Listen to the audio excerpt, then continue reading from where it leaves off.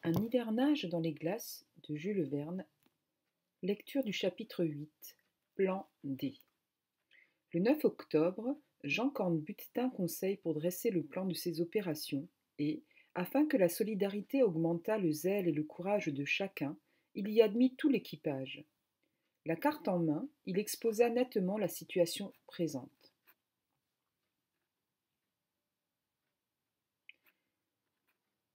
La côte orientale du Groenland s'avance perpendiculairement vers le nord. Les découvertes des navigateurs ont donné la limite exacte de ces parages. Dans cet espace de 500 lieues, qui sépare le Groenland du Spitzberg, aucune terre n'avait encore été reconnue. Une seule île, l'île Shannon, se trouvait à une centaine de milles dans le nord de la baie de Gaelhamns, où la jeune Hardy allait hiverner. Si donc le navire norvégien, suivant toutes les probabilités, avait été entraîné dans cette direction, en supposant qu'il n'eût pu atteindre l'île Shannon, c'était là que Louis Cornbutte et les naufragés avaient dû chercher asile pour l'hiver.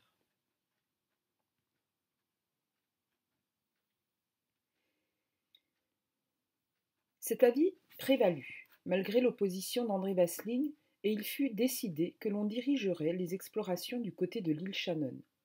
Les dispositions furent immédiatement commencées.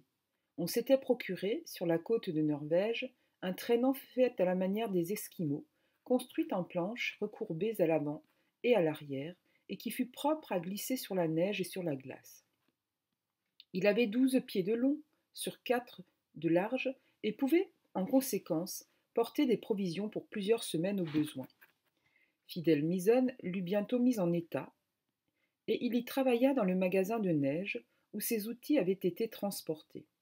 Pour la première fois, on établit un poêle à charbon dans ce magasin, car tout travail y eût été impossible sans cela. Le tuyau du poêle sortait par un des murs latéraux au moyen d'un trou percé dans la neige. Mais il résultait un grave inconvénient de cette disposition, car la chaleur du tuyau faisait fondre peu à peu la neige à l'endroit où il était en contact avec elle, et l'ouverture s'agrandissait sensiblement. Jean Cornbutte imagina d'entourer cette portion du tuyau d'une toile métallique dont la propriété est d'empêcher la chaleur de passer, ce qui réussit complètement. Pendant que Mison travaillait au traîneau, Penellan, aidé de Marie, préparait les vêtements de rechange pour la route. Les bottes de peau de phoque étaient heureusement en grand nombre. Jean Cornbutte et André Vasling s'occupèrent des provisions.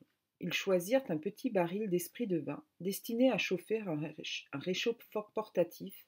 Des réserves de thé et de café furent prises en quantité suffisante. Une petite caisse de biscuits, 200 livres de pemmican et quelques gourdes d'eau-de-vie complétèrent la partie alimentaire. La chasse devait fournir chaque jour des provisions fraîches. Une certaine quantité de poudre fut divisée dans plusieurs sacs. La boussole, le sextant et la longue-vue furent mis à l'abri de tout choc. Le 11 octobre, le soleil ne reparut pas au-dessus de l'horizon. On fut obligé d'avoir une lampe continuellement allumée dans le logement de l'équipage. Il n'y avait pas de temps à perdre. Il fallait commencer les explorations, et voici pourquoi. Au mois de janvier, le froid deviendrait tel qu'il ne serait plus possible de mettre le pied dehors, sans péril pour la vie. Pendant 2 mois au moins, l'équipage serait condamné au casernement le plus complet. Puis le dégel commencerait, ensuite, et se prolongerait jusqu'à l'époque où le navire devrait quitter les glaces. Ce dégel empêcherait forcément toute exploration. D'un autre côté, si Louis Cornbutte et ses compagnons existaient encore, il n'était pas probable qu'ils pussent résister aux rigueurs d'un hiver arctique. Il fallait donc les sauver auparavant, ou tout espoir serait perdu. André Vasling savait tout cela mieux que personne. Aussi résolut-il d'apporter de nombreux obstacles à cette expédition. Les préparatifs du voyage furent achevés vers le 20 octobre. Il s'agit alors de choisir les hommes qui en feraient partie. La jeune fille ne devait pas quitter la garde de Jean Cornbutte ou de Penellan. Or, ni l'un ni l'autre ne pouvait manquer à la caravane. La question fut donc de savoir si Marie pourrait supporter les fatigues d'un pareil voyage. Jusqu'ici, elle avait passé par de rudes épreuves sans trop en souffrir, car c'était une fille de marin, habituée dès son enfance aux fatigues de la mer, et vraiment, Penellan ne s'effrayait pas de la voir au milieu de ces climats affreux, luttant contre les dangers des mers polaires.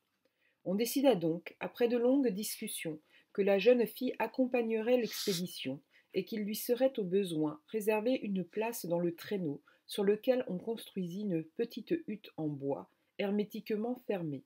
Quant à Marie, elle fut au comble de ses vœux, car il lui répugnait d'être éloignée de ses deux protecteurs. L'expédition fut donc ainsi formée. Marie, Jean Cornbutte, Penellan, André Vasling, Opic et Fidèle Misonne. Alain Turquiette demeura spécialement chargé de la garde du brick, sur lequel restaient Gervic et Gradela.